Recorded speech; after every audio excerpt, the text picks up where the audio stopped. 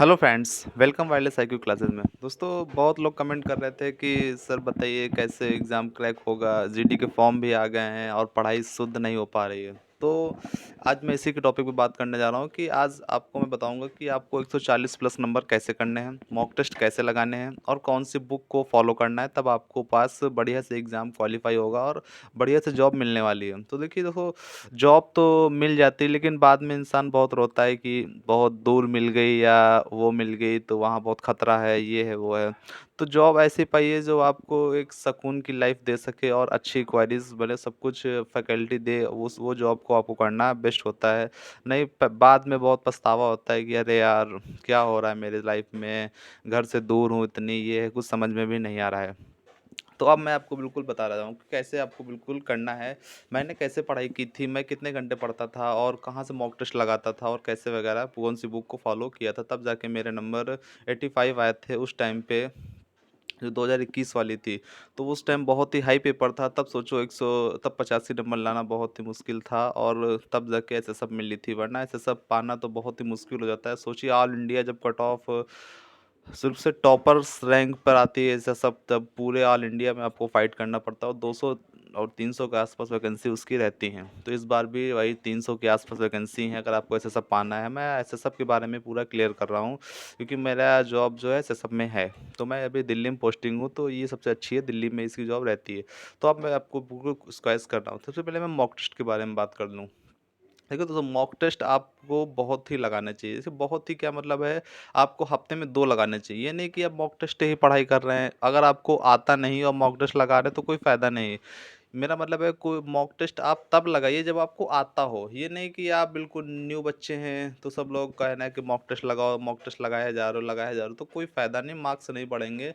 जब तक आपको आएगा नहीं, बेसिक नहीं आएगा, आपको मॉक टेस्ट लगाने से कोई फ़ायदा नहीं। तो मॉक टेस्ट कब लगाना है, पहली बात तो आपको निर्धारण करना है जब आपको पूरे टॉपिक्स आने लगे, हिंदी पूरी आने लगे। पूरी का मतलब है 85% आने लगे। ये नहीं कि हिंद अभी मुझे मैथ्स आती ही नहीं बिल्कुल और मैं मॉक टेस्ट लगाना शुरू कर दिया, तो वो कोई फ़ायदा नहीं। मॉक टेस्ट तब लगाया जाता है जब आपकी प्रिपरेशन बिल्कुल अच्छी हो जानी चाहिए तब।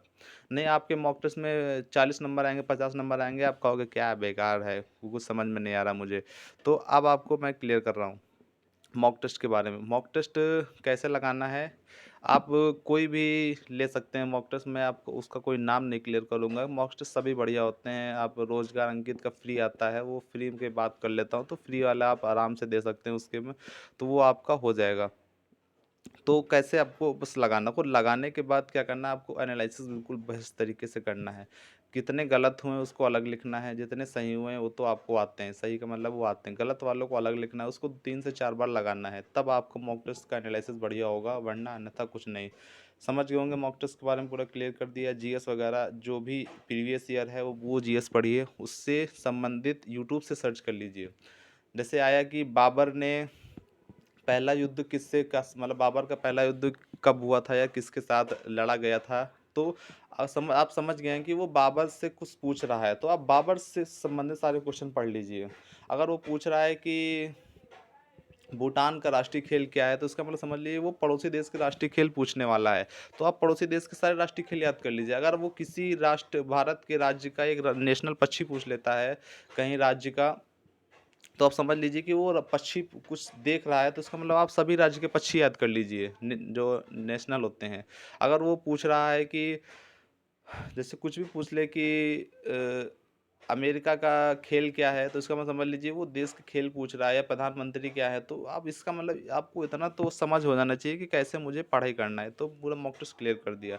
अब बुक्स के बारे में बात कर लेता हूँ। बुक्स दोस्तों सारी बढ़िया होती हैं, सारी अगर आप पढ़ने को आए तो सारी बढ़िया। एक बुक को फॉलो कीजिए, 100% आपका सिलेक्शन होगा। मैथ्स के बारे में बात कर लूँ, मैथ्स मेरी सबसे ख़राब थी और मेरी सबसे अच्छी मैथ्स हो गई, तो इसीलिए मुझे ये जॉब ऐसा सब तभी मिल सकती है। अगर आपकी मैथ्स नहीं अच्छी है तो आपको भूल जाओ ऐसा सब पाना।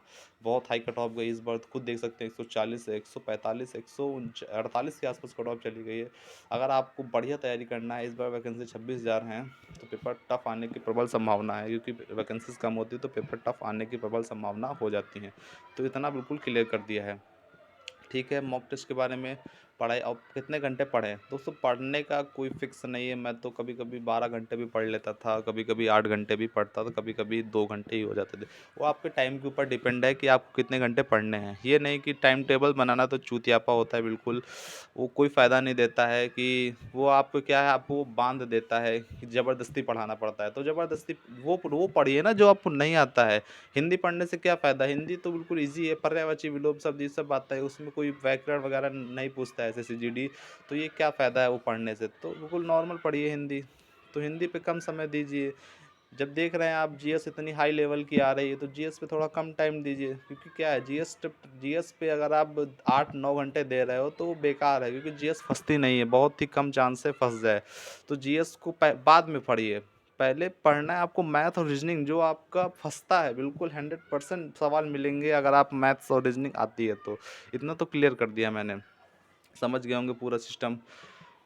हाँ, तो अब क्या मैंने बता दिया, मॉक टेस्ट, बुक और पढ़ाई और नंबर। तो अगर आप ऐसे पढ़ाई करते रहोगे तो 100% आपका सिलेक्शन हो जाएगा, 140 नंबर प्लस आराम से आ जाएँगे। लेकिन जैसे-जैसे मैंने बोला वैसे ही पढ़ना है, मॉक टेस्ट वगैरह बिल्कुल बेस्ट लगाने हैं। ये नहीं कि दिन भर मॉक टेस्ट ही लगाए जा रहे हो। पढ़ाई उसके साथ पहले पढ़ाई करिए, तभी तो मॉक टेस्ट पे आपका स्कोर आएगा। तो फिर पूरा क्लियर कर दिया है। तो ओके, फिर आज के लिए इतना ही। जय हिंद, जय भारत। वीडियो को ज़रूर शेयर कीजिएगा अपने दोस्तों के साथ, और आप अगर ऐसे सपोर्ट करते रहेंगे तो बढ़िया-बढ़िया चीज़ें मैं आपको बताता रहूँगा, कैसे आपको मेडिकल्स क्वालीफ़ाई करना है, अगर कुछ पॉइंट्स हैं तो उसको ऊपर कैसे छिपा सकते हैं। तो ओके, फिर थैंक यू, मिलते हैं नेक्स्ट वीडियो में। जय हिंद, जय भारत।